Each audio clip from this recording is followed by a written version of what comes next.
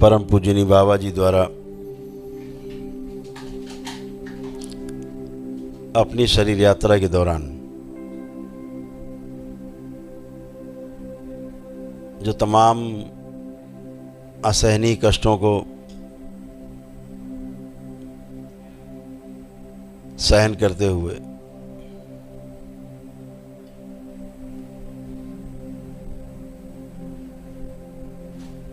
और तंत्र का कांटों भरा रास्ता जो अपनाया था, तब उनकी उम्र मात्र 13 वर्ष थी।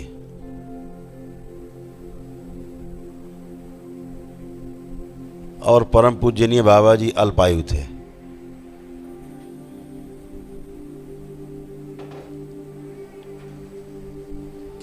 ज्योतिष शास्त्र की गणना के अनुसार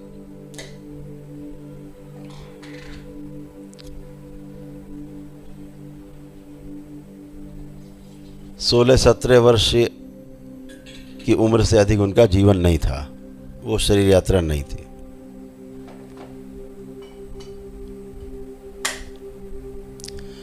लेकिन परम पूजनीय बाबा जी के जो पिताश्री थे, वह भी स्वयं एक तंत्र के बहुत बड़े ज्ञानी थे।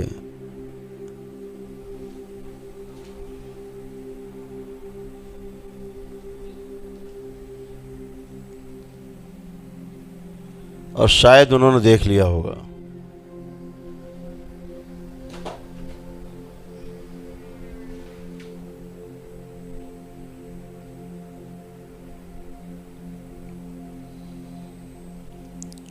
तो सृष्टि को तो कुछ और ही रचना रचनी थी। तो 13 वर्ष के अल्पायु बालक में जरूर सृष्टि के द्वारा ही कोई ऐसी घटना घटी होगी, संदेश आया होगा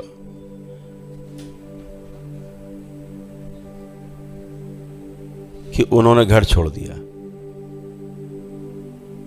13 वर्ष की उम्र में ही वो पहाड़ियों में, कंदराओं में साधु संतों के यहाँ, सिद्धों के यहाँ, गुरुओं के यहाँ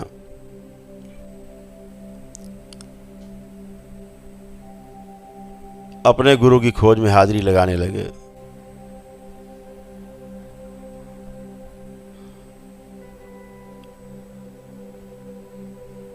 ऐसा कहा जाता है कि संतों और साधु संतों के, गुरुओं के सानिध्य में जाने से तमाम रोग पाप दोष कट जाते हैं, क्योंकि हम में धीरे धीरे समझदारी बनने लगती है और पुण्य एकत्रित होने लगता है। जैसे जैसे हमारा चरित्र बदलता जाता है, वैसे वैसे सृष्टि के नियम भी हमारे लिए बदलते जाते हैं।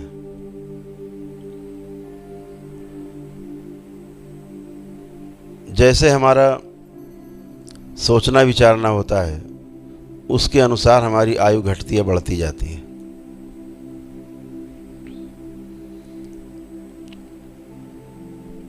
परम पूजनीय बाबा जी की पहली अल्पायु उनके पिताश्री ने काटी।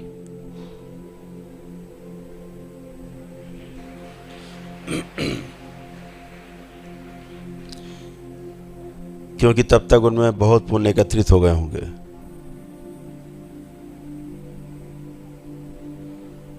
फलतः परम पूजनीय बाबा जी अपने लक्ष्य की ओर निकल पड़े। अपनी 25-26 वर्ष की उम्र में बाबा जी यहाँ इस यात्रा में पहुंच सके थे कि मुर्दे को भी जिंदा करके बात कर सकते थे। इससे ये संदेश मिलता है, यह तंत्र है।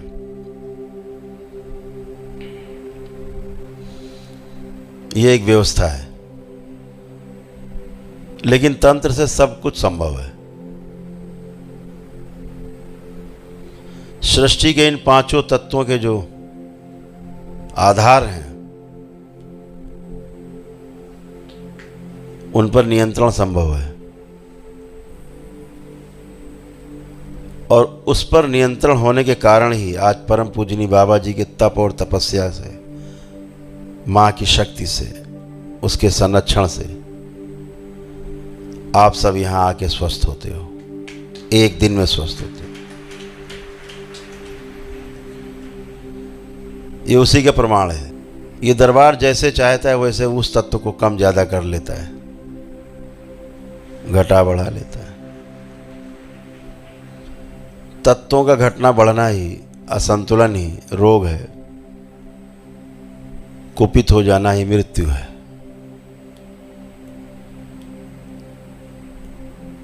ये दरबार हर चीज संभव है, इसके लिए आपने देखा है, आपने अनुभव किया है। तो परम पूजनीय बाबा जी ने अपने जीवन काल में अत्यंत कठिनाइयों का सामना करते हुए तंत्र की जो ऊंचाइयां चढ़ी, नए नए मानसिक ग्रंथ रचे,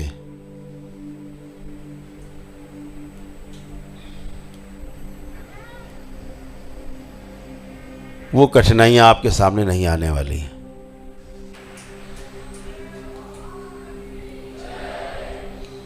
ये कठिनाई आ सकती थी अगर परम पूजनीय बाबा जी पूर्ण नहीं होते। निश्चित रूप से कठिनाई आपके समक्ष भी आती, वो सिर्फ आपको विधि बता सकते थे, छोटी सी, सहयोग नहीं कर सकते थे।